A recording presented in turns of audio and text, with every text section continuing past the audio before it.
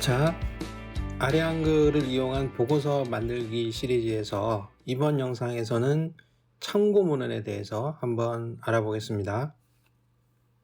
참고 문헌은 이렇게 보고서가 완성이 되면 제일 뒤쪽에다가 달아주는 거고요. 참고 문헌은 페이지를 달리해서 시작을 하게 됩니다. 그리고 이제 여기 보게 되면 장 제목하고 같은 수준으로 가운데 정렬을 해서 두꺼운 글씨로 만들어주면 되는 것이고, 자, 이거는 이렇게 샘플로 이렇게 몇 가지를 달아놓은 것인데, 이 학생들이 이제 보고서를 만들다 보면 제일 놓치고 있는 부분이 참고 문헌을 다는 거예요. 이 참고 문헌은 항상 이 본문에 인용된 것만 뒤쪽에다가 목록을 만들어줘야 되고, 뭐 자기가 뭐 이 보고서를 만들기 위해서 조금 읽어봤다 이런 그런 것들을 나열하면 안 되고, 이 본문을 작성할 때 인용한 것들만 잘 정리를 해서 놓게 되는데, 이런 것들을 또 이렇게 쭉 정리를 할 때도 보게 되면 어떤 일정한 규칙으로 참고 문헌들을 정리를 해야 되는데, 그냥 뭐 자기가 생각나는 방식대로 나열을 하는 경우가 있습니다. 그렇게 해서 여기에서는 일단 이 참고 문헌의 여러 가지 유형들을 확인해 보고 어떤 식으로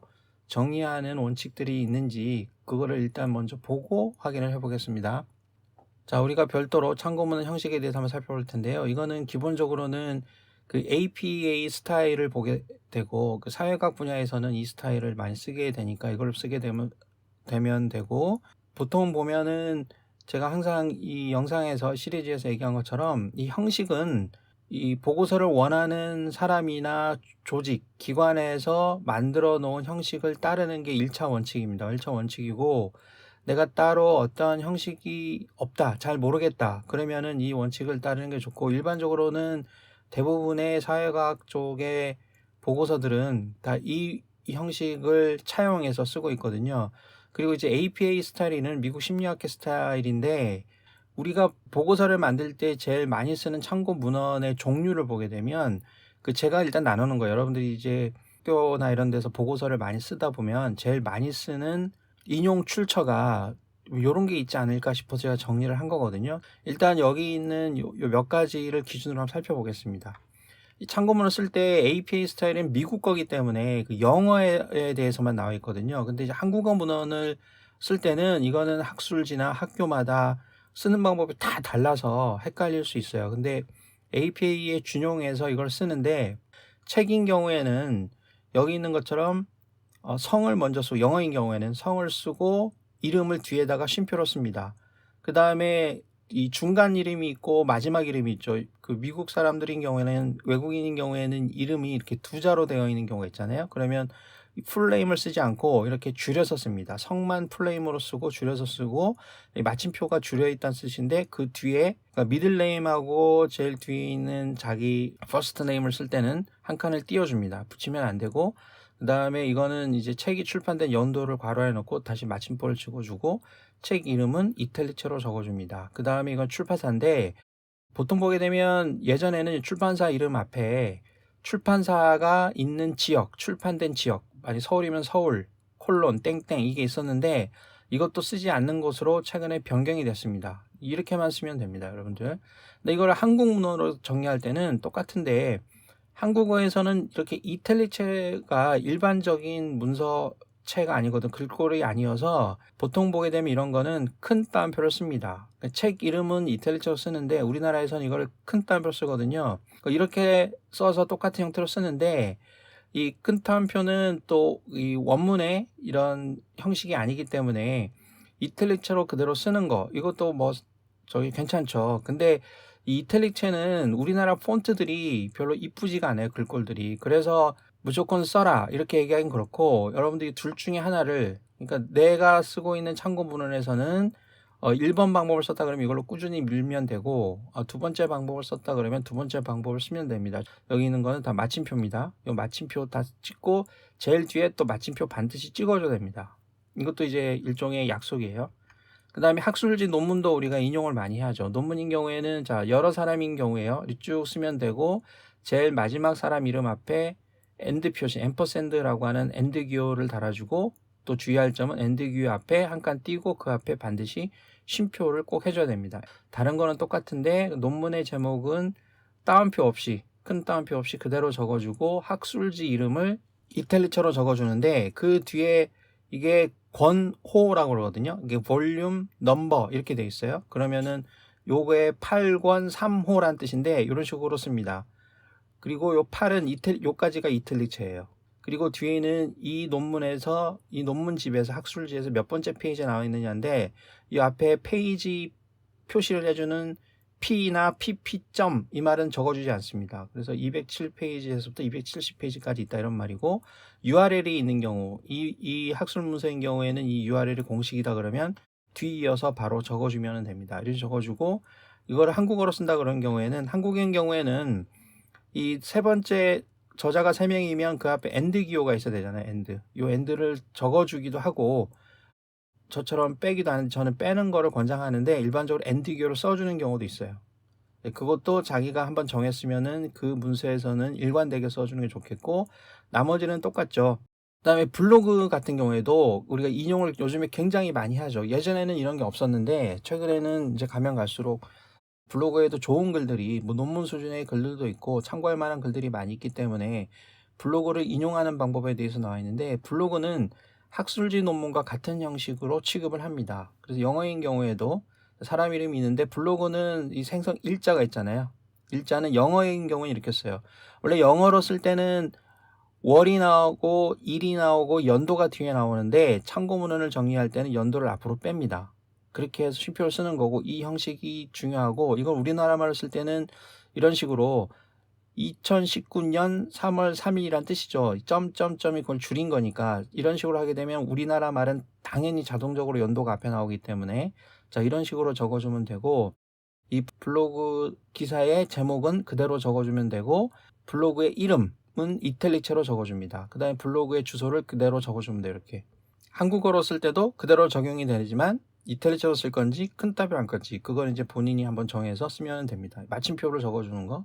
그리고 이 경우에는 제일 뒤에가 URL인 경우에는 마침표를 쓰지 않습니다. 여기는 이제 이렇게 끝나는 부분에는 마침표를 써야 된다고 아까 얘기했지만 이렇게 URL로 끝나는 경우에는 절대 마침표를 쓰지 않습니다.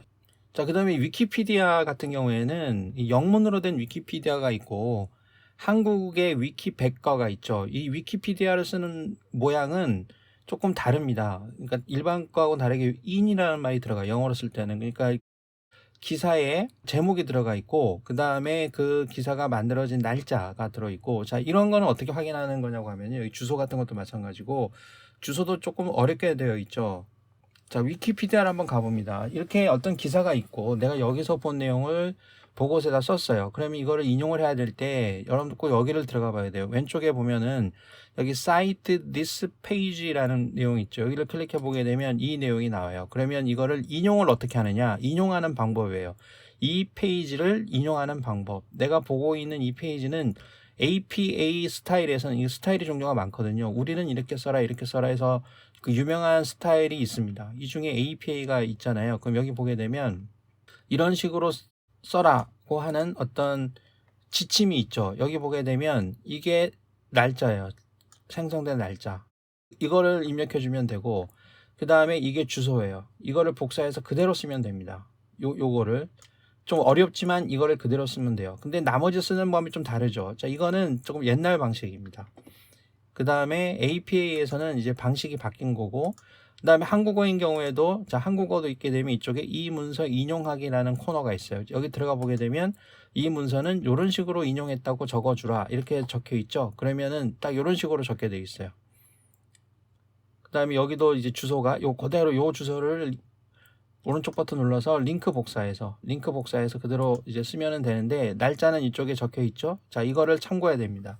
그 문헌을 내가 확보할 때는 여기 들어와서 여기 이 문서의 날짜하고 이 문서의 URL 인터넷 주소를 반드시 확인할 필요가 있습니다. 여기 보면 고유 URL이라고 적혀 있잖아요.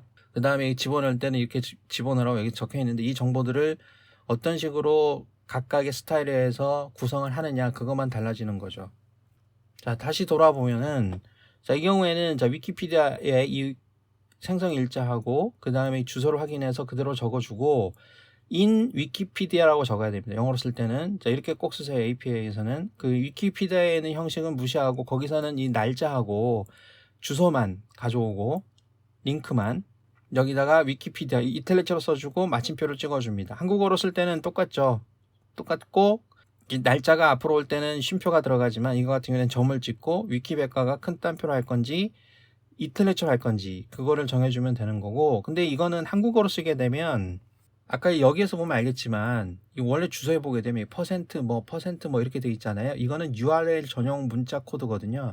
이렇게 하면은 보기도 싫고 뭔지 몰라요. 그러니까 제가 추천하는 방식은 이거를 그대로 쓰지 말고, 이거를 그대로 썼다고 해서 뭐 잘못된 건 아니지만 여기 있는 것처럼 요 부분을 잘라내고 요까지 엔드 기호 앞에까지 잘라내고 그냥 여기에 제목 요거를 그대로 적어주세요. 이렇게 그러면은 실제로 이렇게 웹브라우저에서 이렇게 입력을 해도 접속이 되고 이렇게 입력을 해도 접속이 됩니다.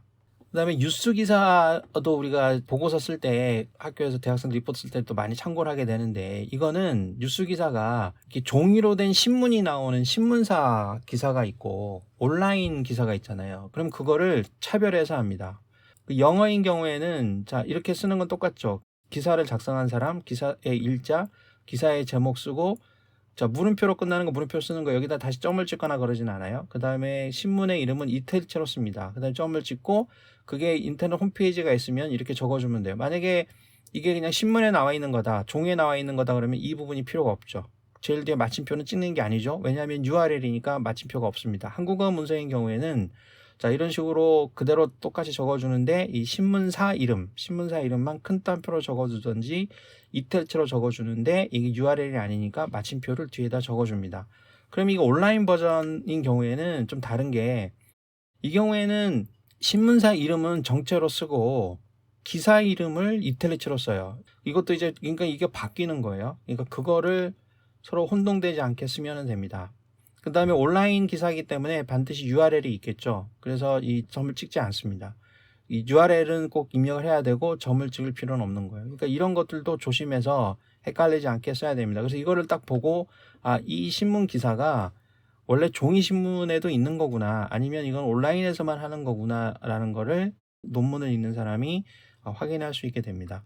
유튜브 영상 같은 경우에도 참고문으로 쓸 수 있습니다. 유튜브 영상도 유튜브를 작성한 사람, 자 마침표를 써야 되고, 그 다음에 유튜브도 보게 되면 이게 왜 그 약자가 아니냐 그러면 이게 예를 들어서 예명 같은 게 있죠. 그러니까 그 사람 이름일 수도 있고 아이디 같은 거 있잖아요.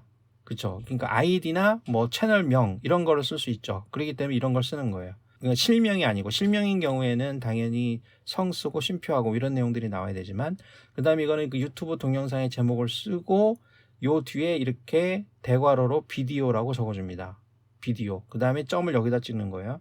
그 다음에 유튜브라고 써주고 점을 찍습니다. 이탈리아를 쓰거나 앞에 인을 쓰지 않습니다. 그대로 그 딱딱한 정자체 모양으로 써줍니다. 그 다음에 그 유튜브의 주소를 링크를 받아서 그대로 적어주면 됩니다. 이거는 일반 링크고 이거는 축약 링크인데 아무거나 상관없습니다.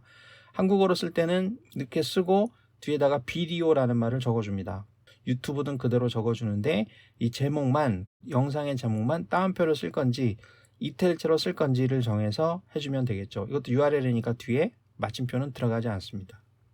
그 다음에 이제 웹사이트 문서를 참조하게 되는데, 웹사이트는 개인이 작성하는 게 있고 어떤 단체나 기관, 협회에서 운영하는 게 있겠죠. 그 차이를 잠깐 살펴보겠습니다. 개인인 경우에는 운영하는 사람이 이름이 있겠죠. 이름을 적어주고 기사의 제목을 이탈리아로 적어주고, 그 다음에 이거는 그 사이트의 이름을 적어줍니다. 보통 요 사이트하고 요 사이트 이름이 같죠. 이렇게 그렇게 적어주는 경우가 있겠죠. 그 다음에 적어주고 없으면은 안 쓰는 거예요. 그 다음에 한국어인 경우에도 이렇게 적어줍니다. 이탈리아로 쓰는 부분을 큰 따옴표로 할 건지 그대로 이탈리아로 쓸 건지만 정하면 되는데, 이게 블로그하고 차이점이 뭐냐 그러면 블로그는 이거하고 이게 반대죠. 그래서 이 블로그인지 홈페이지인지 헷갈릴 때는 그 정확히 본인이 판단을 해야 돼요. 블로그는 그러니까 이 순서상으로 글들이 계속 뭐 정기적이든 비정기적이든 시간의 역순에 의해서 가장 최근 게 제일 앞에 쭉 오는 거고, 일반 홈페이지는 뭐 자기소개 페이지도 있고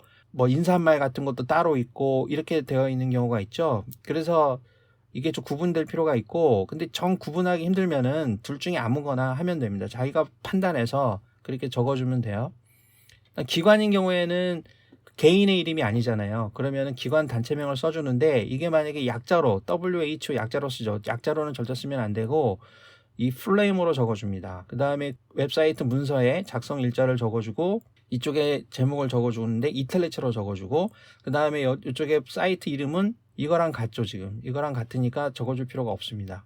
그러니까 그 기관의 이름이 저자의 이름으로 오는 거예요. 그 다음에 사이트 문서에 주소를 적어주면 되고 한국어로 쓸 때도 이거는 마찬가지입니다. 똑같은 형태인데 이 날짜 쓰는 것만 좀 달라지고 이쪽에 이탈리아로 쓸 거를 큰 따옴표로 할 건지 그대로 이탈리아로 쓸 건지 자, 이 원칙만 잘 정해서 하면 돼요. 그리고 아까도 얘기했지만 이거 말고도 우리가 인용하는 뭐 페이스북도 있고 트위터도 있고 아니면은 어떤 쇼핑몰의 코멘트에 리뷰에 누가 이렇게 썼다 그런 거를 뭐 인용하기도 하겠죠. 그러면 모든 거에 대해서 다 인용하는 방법에 대한 원칙들이 사실 존재합니다. 근데 보통 우리가 리포트 쓸 때 가장 많이들 쓰는 것들 위주로 제가 일단 여기서 추려놓은 거고 여기에 따라서 아래 한글에도 대충 이런 식으로 정리가 되어 있다고 치는 거예요. 자, 그러면은 자, 이거는 이제 블로그니까 자, 이쪽 블로그 제목 같은 경우는 이탈리아로 우리가 해주기로 한 거고 이거는 이제 위키백과에서 쓰는 방법에 대해서도 제가 잠깐 설명을 했고 쭉 보게 되면 여기서 이제 하나 확인할 수 있는 게 자, 이런 거는 이제 책인데 여기 보면은 이제 연도를 쓰는데 A, B라고 나와 있죠. 이런 거는 이제 쓰는 것들이 굉장히 중요할 수 있어요. 그러니까 예를 들어서 우리가 본문에서 이렇게 쓸 수 있죠. 뭐 이런 말을 누구 책에서 인용한 거다. 그런 식으로 요 뒤에다가 이렇게 적어주겠죠. 이런 식으로 이제 적어주게 되면 이 사람 책에서 인용을 한 거다. 이런 식으로 이제 확인할 수 있는데 딱 가보게 되면 같은 이름으로 되어 있는 거는 이제 여러 개가 있지만 연도가 다르니까 이거는 이제 표기법이 다르니까 이 책은 아니고 자, 이 책 이거겠구나 해서 두 개를 찾는데 그러면은 2021년에 발간된 인용문이 참고 문헌이 지금 두 개가 있는 거거든요. 이 두 개는 자, 여기서 그럼 도대체 어느 거를 인용한 것일까 이렇게 생각할 수 있잖아요. 그러면 이 중에 헷갈리면 안 되니까 둘 중에 하나를 그러니까 이 이름을 쓰고 연도가 똑같기 때문에 A, B, C 순으로 소트를 해도 가나다 순으로 정리를 해도 똑같으니까 이 책 이름으로 일단 정렬을 합니다. 디귿이 먼저 나오니까 이게 위에 있고 여기다가 A, B를 달아주는 거예요. 그래서 여기 이 본문에서 인용할 때는 여기다가 A 이렇게 해주면은 자, 이거는 A번 책에서 본 거구나 아니면은 B번 책에서 본 거구나. 자, 이런 것들을 확인할 수 있습니다. 그렇기 때문에 이름과 연도 표기까지 똑같은 문헌이 중복되어 있는 경우에는 이렇게 A, B를 이런 식으로 꼭 달아줘야 되고 그 A, B의 순서는 그 다음번에 오는 내용의 가나다 순 이거를 따라서 나열해 준 다음에 A, B를 정해주면 된다. 이렇게 우리가 생각하면 되겠고요. 자, 이거는 이제 자동으로 할 수 없는 거기 때문에 이렇게 잘 보면서 참고문헌을 달 때 수작업으로 진행을 할 필요가 있습니다. 그 다음에 이런 책 같은 거를 쓸 때에도 조심해야 되는 게 이쪽에 보게 되면 책을 쓸 때 3판 이런 게 있죠. 그러면 이것도 우리가 1판인 경우에는 보통 이런 표현이 없지만 자, 2판, 3판, 개정판 이런 말을 쓰는 경우에는 괄호 안에 넣어서 표기를 해주는데 그 영어인 경우에는 이런 식으로 꼭 서술을 적어줘야 됩니다. 그러니까 여기는 이제 3이라고 해서 이런 걸 기수라고 하죠. 몇 번째라는 말을 안 쓰지만 영어로 쓸 때는 third라고 적어주는 거예요. 3라고 적으면 안 되고 그 다음에 여기 second는 END 이렇게 되겠죠. 이런 것들을 정확히 적어주고 이거를 뭐 풀어서 단어 그대로 뭐 THIRD 이런 식으로 쓰지 말고 숫자 뒤에 약자를 붙여서 쓰고 ED 다음에 점을 찍고 괄호 앞에도 점이 있고 뒤에도 점이 있는 거예요. 자, 이런 걸 헷갈리면 안 되고 요거는 이탈리아로 쓰지 않습니다. 어떤 규정에 따라서는 이것도 이탈리아로 쓰는 경우도 있는데 책 제목의 일부로 봐서 우리가 쓰고 있는 이 원칙에서는 이거를 그냥 정체로 이탈리아가 아닌 상태로 적어주면 됩니다. 그 다음에 이런 문헌을 나열할 때에는 한국어 문서를 쭉 적어주고 그 다음에 외국 문헌을 적어줍니다. 로마자로 되어 있는 영어로 되어 있는 문헌은 아래쪽에 따로 적어주는 거예요. 그러니까 한글 먼저 적어주고 영어를 적어줍니다. 그러니까 이런 것도 이 정렬 기능을 쓰면 돼요. 나중에 쭉 임명을 하고 이거 복잡하잖아요. 그러면은 그냥 내가 인용한 순서대로 쭉 정리를 한 다음에 나중에 정렬을 해주면 이 정렬에 따라서 이 순서를 정확하게 맞출 수 있고, 여기 보게 되면 또 하나 다른 거는 이 참고문헌은 이 제목하고 똑같은 스타일로 해주는데, 여기에 있는 참고문헌 리스트에는 여기에 1, 2, 3, 4 번호를 달거나 아니면은 분릿을 달 필요 없이, 자 여기도 보게 되면 문단 모양으로 Alt T에 들어가서 한번 보겠습니다.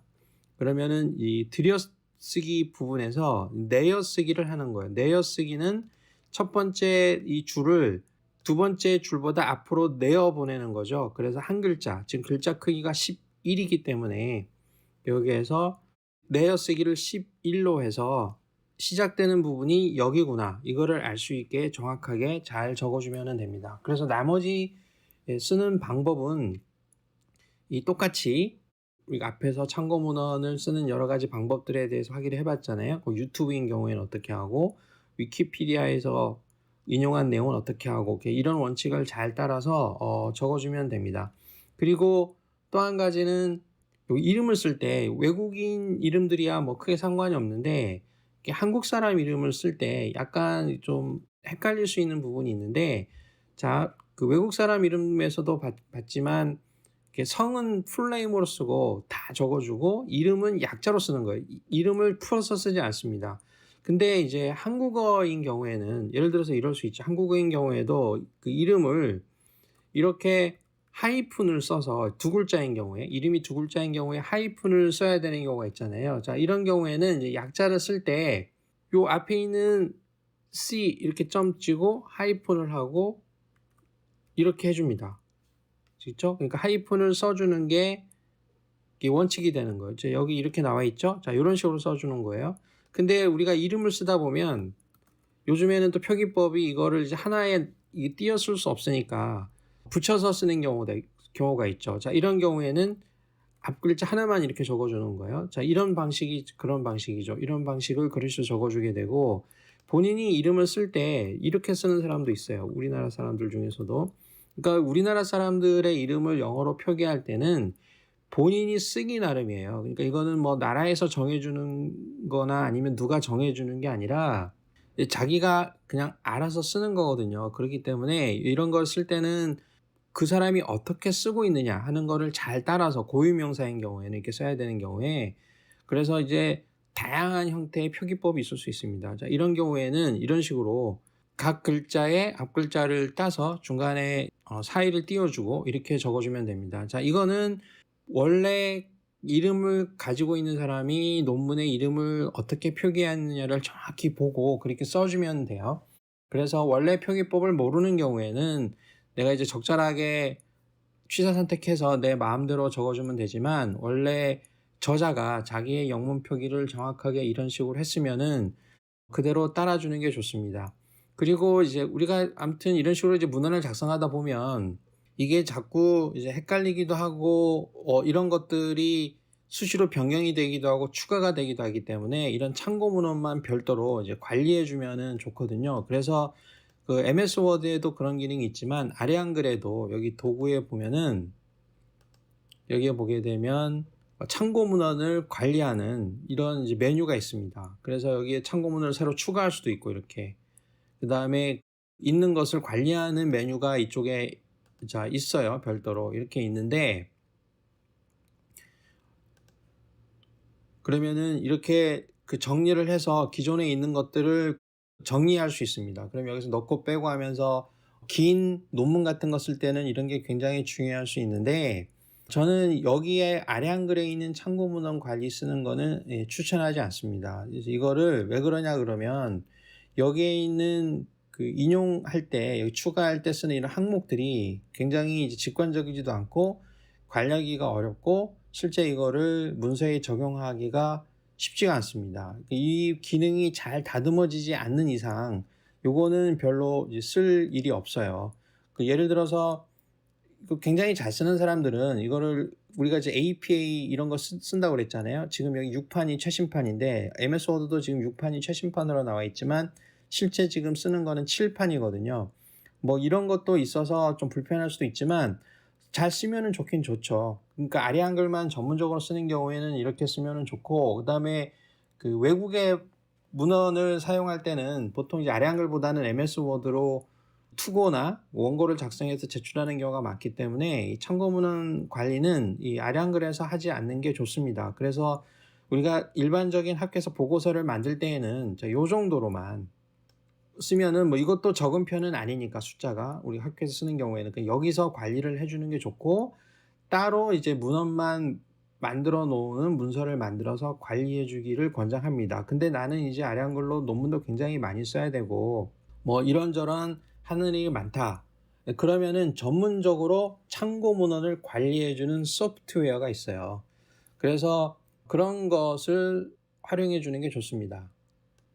그래서 예를 들면 여기 있는 것처럼 굉장히 많은 문헌 관리 소프트웨어들이 있어요. 이 중에 내가 원하는 걸, 여기 유료도 있고 무료도 있고 이렇게 있는데, 여기 있는 많은 것들을 한번 내가 섭렵을 해보고 나한테 맞는 걸 쓰는 게 좋은데, 우리가 보통 그냥 이 참고 문헌 관리 소프트웨어의 대명사다, 이런 게 있어요. 이거는 이제 엔드노트라고 하는 프로그램이 있습니다. 이건 학교에 따라서는 이제 학교에서 학생들한테 쓰라고 라이센스를 주는 경우도 있지만, 이건 굉장히 비싸고 상용 제품이에요. 그리고 논문을 굉장히 전문적으로 많이 쓰는 연구자들은 이 엔드노트 프로그램을 굉장히 많이 씁니다. 근데 이제 학생들이 물론 보고서도 많이 쓰고 하는 게 이제 학생의 본분이긴 하지만, 이런 것들을 유지하기가 쉽지가 않고 또 비싸잖아요. 그렇기 때문에 이런 거를 오픈 소스로 쓰는 경우들이 많이 있는데, 제가 추천하는 거는 이제 맨델리라고 하는 게 있고요. 그러니까 이것도 여러분들이 한번 다운로드 받아서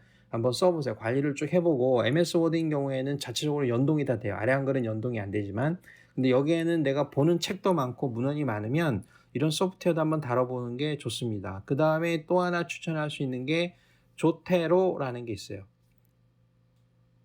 자, 이런 것도 한번 써보면서, 그러니까 이거는 여러분들이 꼭 다 쓸 필요는 없고, 내 참고문헌 관리하는 거를 좀 더 정밀하게, 그 다음에 또 자주 이렇게 해야 되겠다 하는 사람들은 요 두 가지 프로그램을 한번 써보고 자기한테 적합한 거를 찾아서 한번 써보기를 바랍니다. 그 외에도 또 새로운 거를 발굴하고 싶은 사람은 이 명단에서 이걸 한번 쭉 써보고, 내가 필요한 거는 이런 거겠다, 딱 이거는 나한테 맞다, 이런 거를 한번 써보면 되겠죠.